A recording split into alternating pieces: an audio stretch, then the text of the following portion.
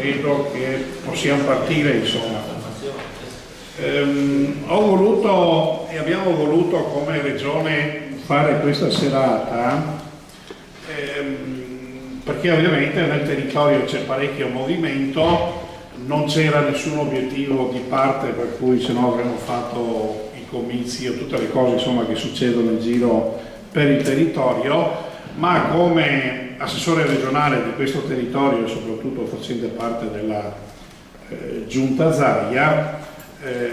c'era la volontà di chiarire tutta una serie di aspetti. Il titolo, infatti, Ospedale unico punto di domanda, era per capire da dove arriviamo,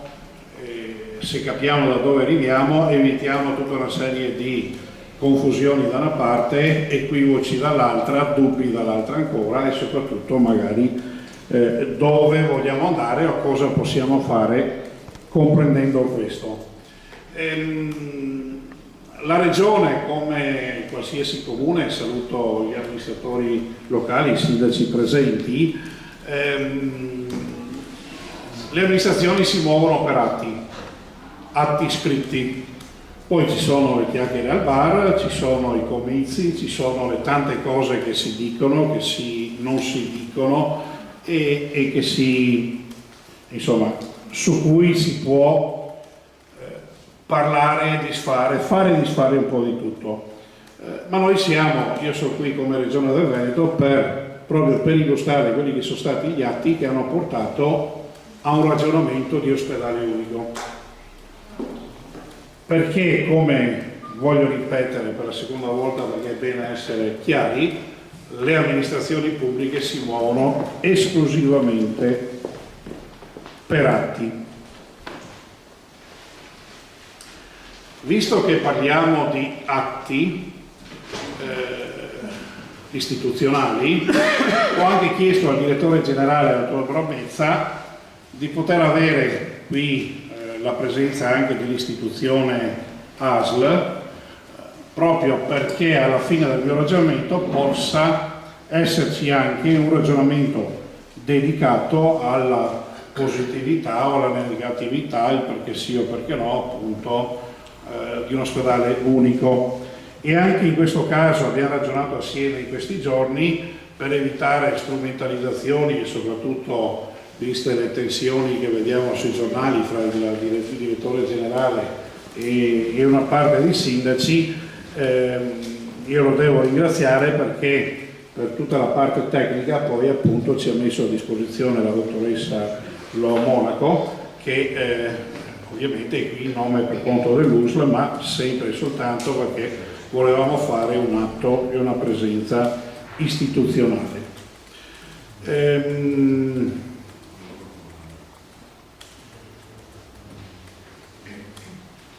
Ripeto, noi abbiamo fatto un titolo Ospedale unico punto di domanda, perché noi dobbiamo partire un po' da lontano. Noi oggi iniziamo una programmazione, o perlomeno è un anno che è iniziata perché ormai sta compiendo il primo anno la nuova programmazione ospedaliera. La precedente era stata approvata a luglio del 2002, cioè 11 anni fa. E 10-15 anni sono i tempi normali di un'amministrazione pubblica, soprattutto nel muoversi, nel programmare quella che è appunto una programmazione ospedaliera e soprattutto una programmazione sanitaria.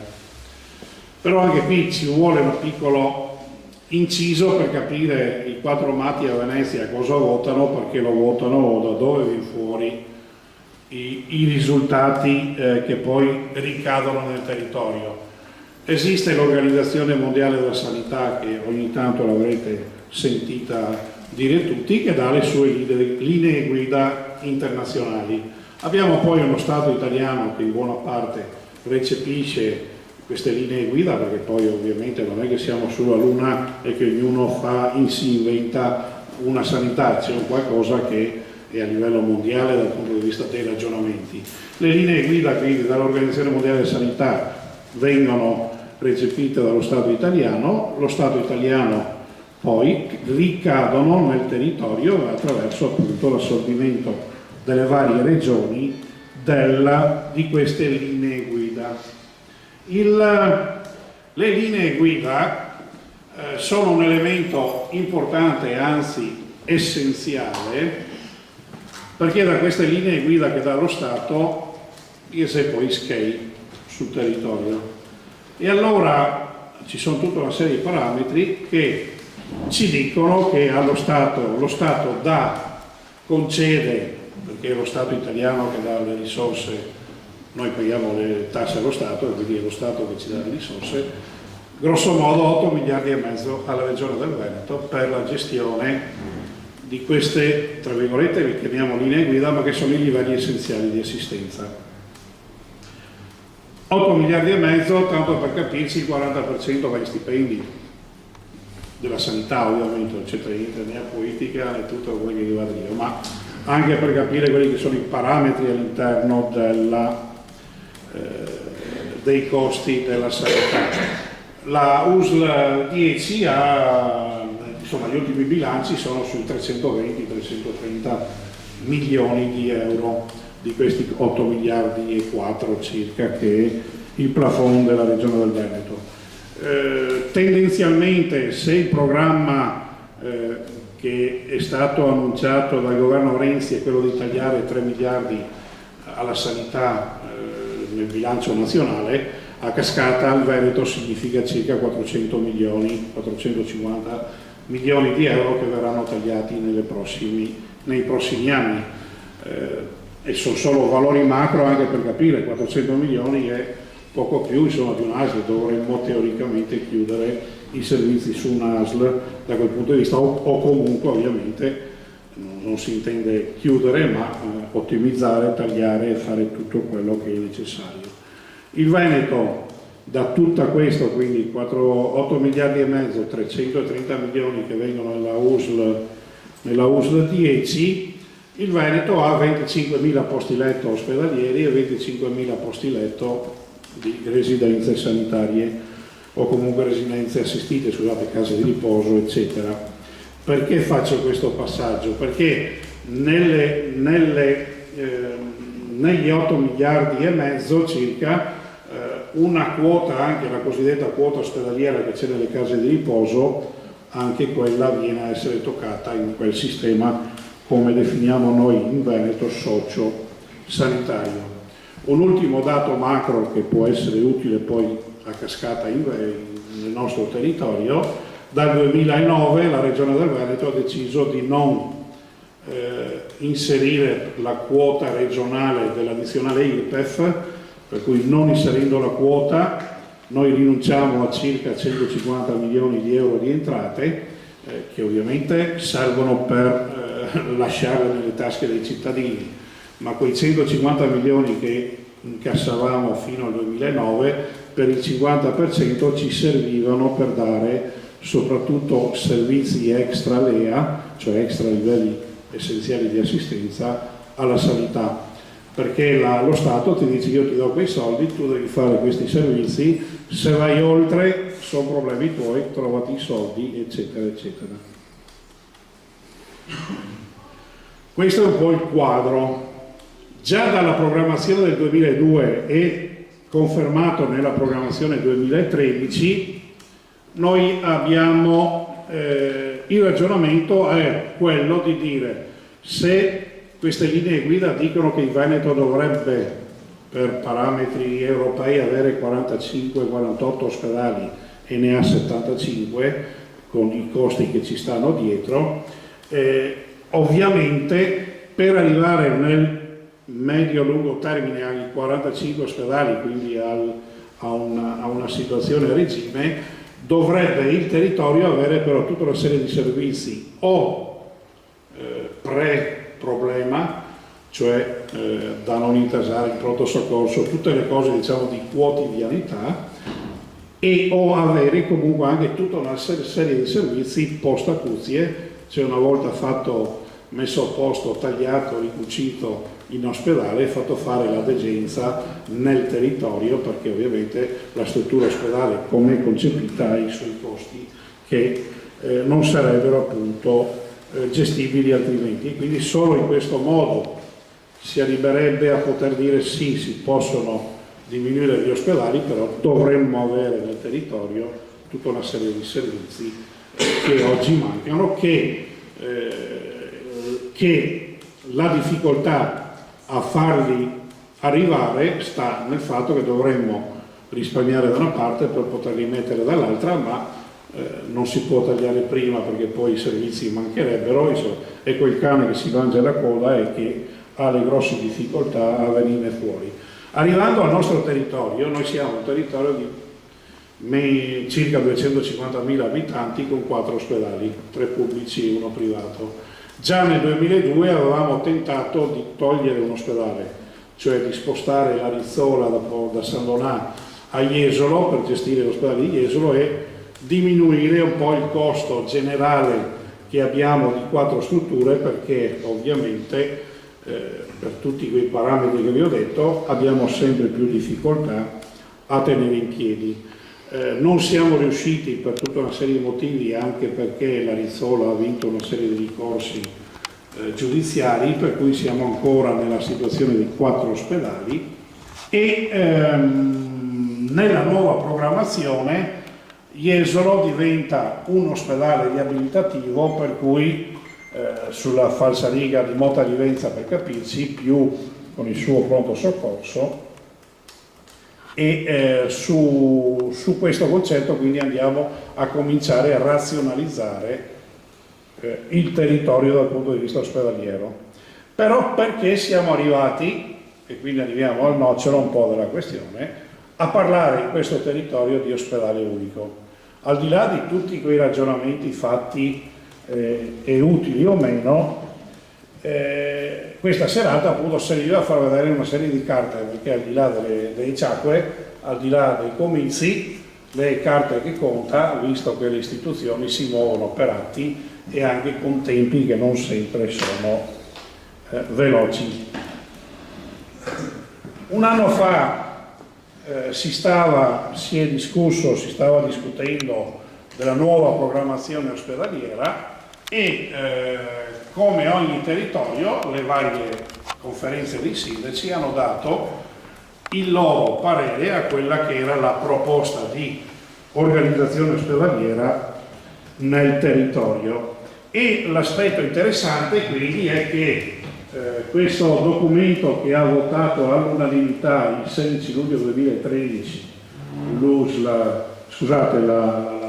nostra conferenza dei sindaci, parte da un ragionamento che inizia addirittura a dicembre 2010, in cui l'Assemblea aveva, questo è il documento della nostra conferenza dei sindaci, comincia a ragionare sul fatto, insomma, di una riorganizzazione che gettava le basi per l'ospedale unico del Veneto orientale. Fa tutta una serie di ragionamenti, di esigenze giuste e corrette che ci sono nel territorio, da quella che è l'assistenza territoriale, la specialistica e tutto il resto, ma quello che mi interessa far vedere e capire è che tale proposta aveva saputo interpretare le indicazioni della conferenza. Nell'approvare il documento si è voluto sottolineare che la riorganizzazione doveva avere come fondamentale e ineluttabile approdo l'ospedale unico. Questa è una cosa non di poco conto, perché cosa significa? E qui poi si va ancora meglio a chiarire. La conferenza dei sindaci del Veneto orientale dice che le nostre osservazioni partono da qui e hanno come unico obiettivo di dare un contributo costruttivo. Quanto proposto dalle schede riconferma con forza che l'ospedale unico è la soluzione ideale per le nostre comunità. Salto alcuni aspetti. Per questo sosteniamo con convinzione il percorso avviato allora, nel 2010, e che aveva come primo obiettivo l'ospedale unico distribuito sul territorio, ma in funzione di un'unica struttura. E poi ci sono poi tutta una serie di altre considerazioni sul fatto che ci sono dei tempi che ci vogliono, eccetera. Quindi parte da un atto del territorio che dà o che aveva, mi siedo così guardo qua e non mi do le spalle, scusatemi, e quindi serve questo anche da parte della conferenza dei sindaci di fare anche tutta una serie poi di considerazioni su quella che era appunto le schede ospedaliere proposte. Poi di tutto questo c'è anche fotocopie che potete trattenere e ben volentieri ve le possiamo conferire. Ecco, con questo documento la conferenza dei sindaci è venuta in Commissione Sanità. Commissione Sanità nella seduta del 26 luglio 2013 ci sono state nelle varie date insomma le audizioni appunto per sentire le varie componenti e vado avanti, qua sono solo le persone presenti, ecco qua. E quindi arriviamo il 26 appunto luglio 2013, la conferenza dei sindaci con la presenza del sindaco, che in quel momento era presidente della conferenza dei sindaci Andrea Tamai di Teglio, e con i 3 sindaci sedi di ospedale, quindi Jesolo, San Donà e Portogruaro, sono venuti a dirci quello che pensavano rispetto alle schede ospedaliere e anche a questa idea di ospedale unico.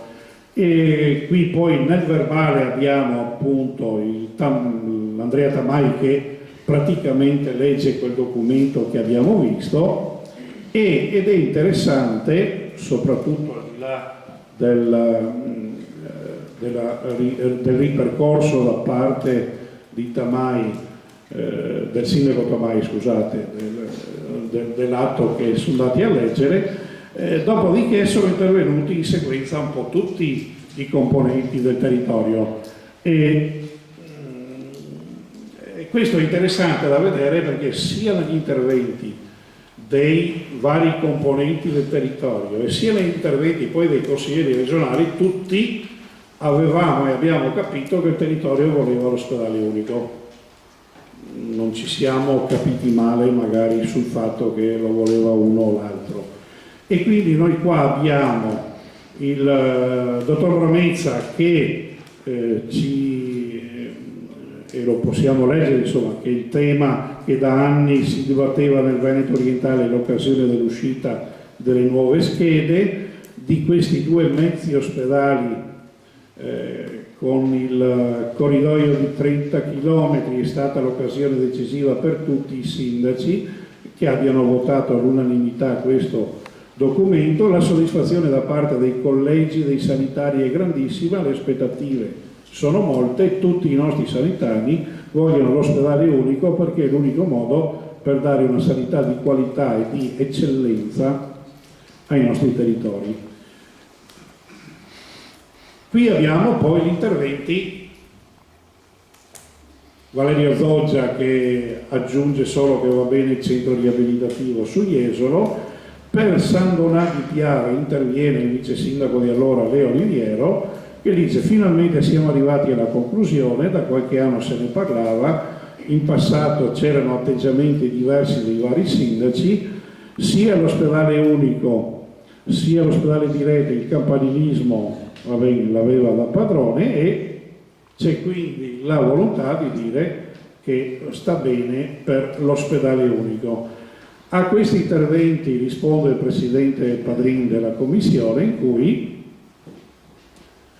sono convinto che comunque la programmazione avrà durata di qualche decennio, mentre dove si cerca di trovare soluzioni spesso frutto più della volontà di non affrontare le difficoltà che ci sono, ma sono difficoltà legate al fatto che la presenza ospedaliera nella nostra regione non è anacronistica, ma che non hanno i parametri scientifici per rimanere ospedali, fa un ragionamento generale e ringrazia sul fatto che si è arrivati appunto a questa proposta di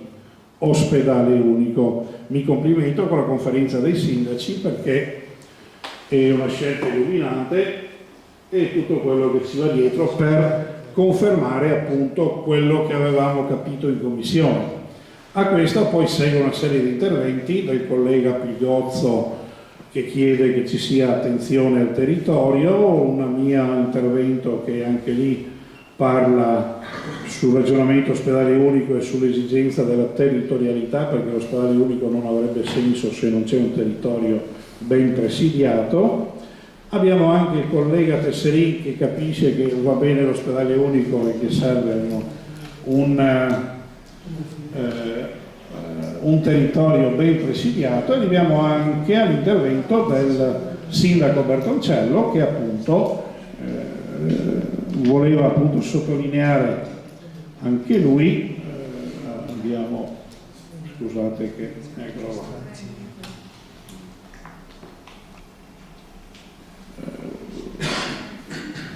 Allora, aveva sentito i nostri interventi, non abbiamo bleffato in riferimento all'ospedale unico, l'abbiamo accantonato in termini di sede perché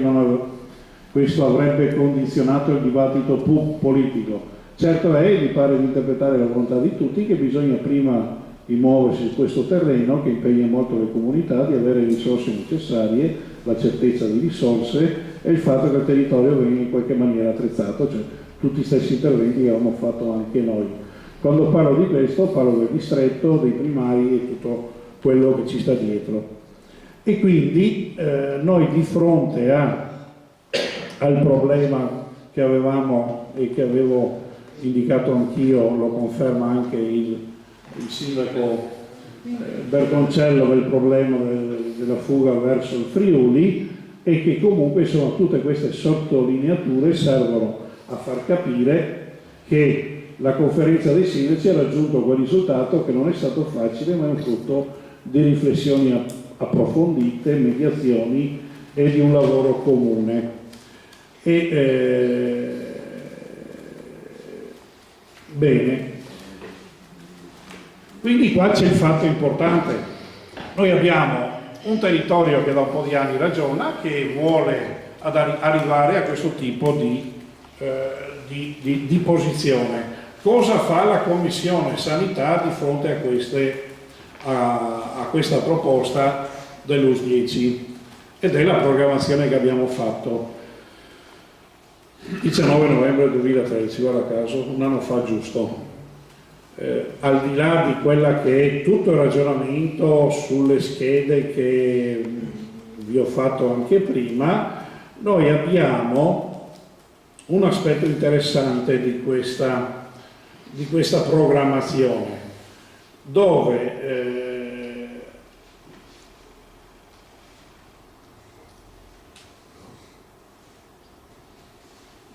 cosa così, chi firma le delibere, perché può essere anche utile, le firma il Presidente ovviamente, il suo segretario di giunta e coloro che seguono la programmazione, i tecnici, quindi senza queste firme il documento non ha nessuna validità. Però al di là di andare a fare tutti i ragionamenti sulla delibera, noi arriviamo a un certo punto, eccolo qua, in cui cosa dice la Regione di fronte a questo ragionamento fatto dalla conferenza dei sindaci. Eccolo qua, scusate, qui adesso vi spiego, ma poi arriva anche dritto. US 10, presidio ospedaliero di rete temporaneamente su 2 sedi, Portogallo e Sandona, in attesa di nuova sede unica ospedaliera. Questo è il primo passaggio. Poi quando noi andiamo sulla programmazione vera e propria, in cui ogni singola US e ogni singolo ospedale viene classificato, anche in questo caso, andiamo direttamente all'US 10, anche in questo caso abbiamo un aspetto interessante. Eccoci qua.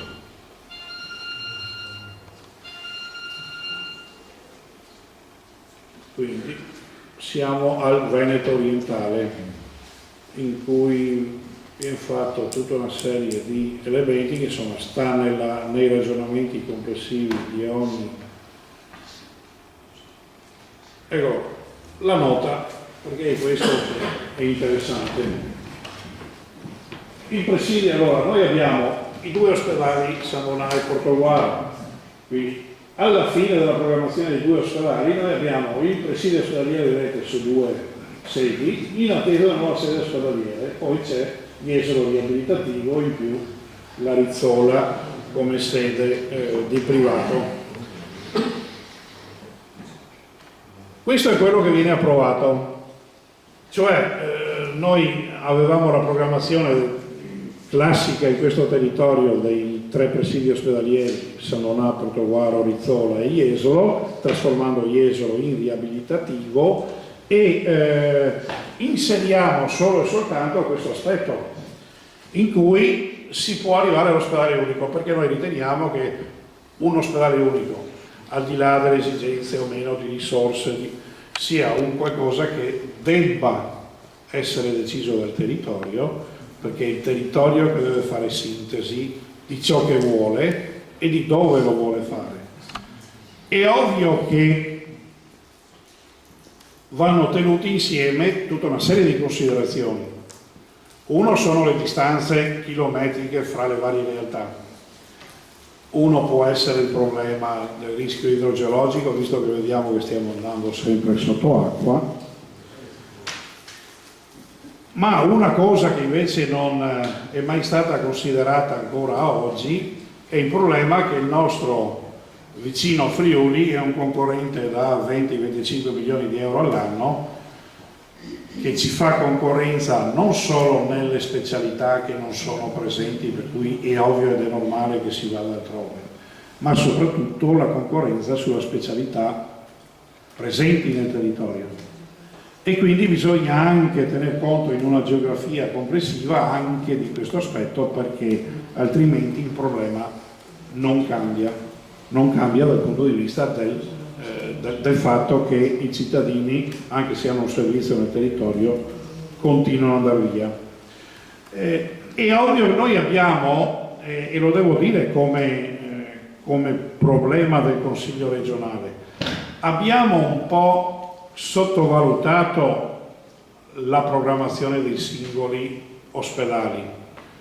anche se nel ragionamento che è complessivo a tutte le USL, l'esigenza di togliere i doppioni, i triploni, di primariati c'erano e c'è l'esigenza per l'abbattimento di tutta una serie di costi. Era anche ed è anche ovvio che nel nostro ragionamento politico il specializzare un ospedale in una versione e uno nell'altra rispetto ai suoi dati storici lo stavano soprattutto dal punto di vista dei primariati, non solo e non tanto in quella del spostare interi reparti per far girare le ambulanze ai cittadini. Qui noi siamo stati un po' imprecisi nella nostra... Ma da cosa siamo stati abbagliati tutti quanti? Dal fatto che a breve tempo ci sarebbe stata la decisione della sede. Il breve tempo è già passato un anno, la programmazione prevedeva come primo step il 31 dicembre 2015, in cui i direttori generali non è che può aspettare o fare quel che vuole, loro hanno una programmazione prevista, degli step previsti dalla programmazione stessa. E quindi se il direttore generale fa una serie di operazioni le fa perché è obbligato a farle, a meno che non gli venga detto dalla programmazione stessa fermati o fa qualcos'altro. Per fare questo noi abbiamo iniziato un percorso, noi intendo il sottoscritto e qualcun altro, ha firmato una mozione in cui se da una parte ha detto siccome stiamo decidendo, insomma abbiamo cercato di fare quelle cose alla cosiddetta politica per poter dare delle risposte, però siccome stanno decidendo sull'ospedale unico, anche se è in ritardo, spetta un attimo a fare la programmazione. È ovvio che questa è solo una mozione fatta dal Consiglio, non ha nessun valore giuridico, è un intento politico, è un obiettivo politico. Per poter realmente la mozione farla diventare programmazione, bisogna che ci sia un atto o della Commissione o della Giunta. ma l'atto della Commissione della Giunta c'è solo se poi nel territorio realmente c'è la volontà di andare all'ospedale unico, altrimenti c'è l'altro aspetto nuovo di questi giorni, torniamo alla vecchia maniera, basta ospedale unico e allora riprogrammiamo le schede in versione o in situazione diversa. Sembra tutto facile e semplice, però siccome o problemi singoli o problemi complessi ce ne sono comunque anche in altre parti, non è che prendi in 2 giorni, fai le cose, c'è bisogno comunque di tutta una serie di passaggi tecnico-giuridici e burocratici, per cui i tempi non sono così semplici e veloci rispetto alle tante dichiarazioni che si fanno. Ecco, questo era l'obiettivo che mi ero posto rispetto a tutto ciò che si è parlato in questi giorni, cioè quello di andare a dire attenzione, ci sono stati tutti questi passaggi che hanno portato a questo. Dopodiché noi abbiamo a credito dello Stato 800, adesso non mi ricordo se sono 840 o 880 milioni ex articolo 20 per l'edilizia sanitaria. Li abbiamo a credito, sono tutta una serie di accordi che aspettiamo da anni. 400 milioni vanno o andrebbero per l'ospedale di Padova, gli altri 400 servirebbero per fare 2 plessi nuovi, di cui qualora si facesse, uno è Portoguaro, scusatemi, uno è nello 10 è un lapsus, siamo a Portoguaro, quindi mi sono confuso, perché è una cosa che devono decidere loro, mi scuso. Quindi dal punto di vista delle risorse, cioè, sono un problema perché non le abbiamo in cassa, non sono un problema se tutto ciò che ci hanno promesso negli accordi Stato-Regione ci viene dato. È ovvio che anche lì il cane che si mangia a coda, ma finché non abbiamo la certezza non si fa. Se mai partiamo, mai si fa comunque, anche perché noi comunque mensilmente la CRITE regionale, la Commissione Tecnica regionale sull'edilizia ospedaliera, insomma, di autorizzazioni anche molto importanti dal punto di vista di milioni di euro, ne dà ogni mese su quelle che sono le esigenze edilizie della nostra sanità. Per cui da quel punto di vista è probabilmente l'aspetto minore, cioè quello economico. L'aspetto maggiore è quello, ovviamente, di riuscire a fare sintesi, e su questo non ci piove, insomma. Ognuno deve avere il suo incarico, i suoi compiti per casa. Noi abbiamo fatto sintesi rispetto a ciò che ci è stato chiesto, abbiamo dato l'opportunità, dopodiché è ovvio che deve aspettare il territorio la scelta eventuale dell'ospedale unico, perché comunque ci sono norme urbanistiche, ci sono tutta una serie di aspetti anche di burocrazia locale che sono mera competenza o in buona parte competenza dell'ente locale, insomma, e quindi sul quale noi non possiamo di certo calare nulla dall'alto. Credo di aver toccato tutti i punti. Poi adesso io passerei invece la parola alla dottoressa da Monaco, perché su quelli che sono i ragionamenti che sicuramente ha fatto la conferenza dei sindaci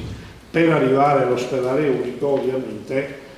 ci sono degli elementi che dicono sì, è utile, non è utile, cosa può succedere, perché comunque la programmazione va vista e fatta non nei prossimi 3 anni ma nei prossimi 20-40 anni, e quindi bisogna anche capire tra le risorse regionali, nazionali cosa succede e le problematiche nel suo complesso quali sono e quelle che sono. Poi ovviamente se c'è bisogno di fare ulteriori ragionamenti siamo qua. Grazie.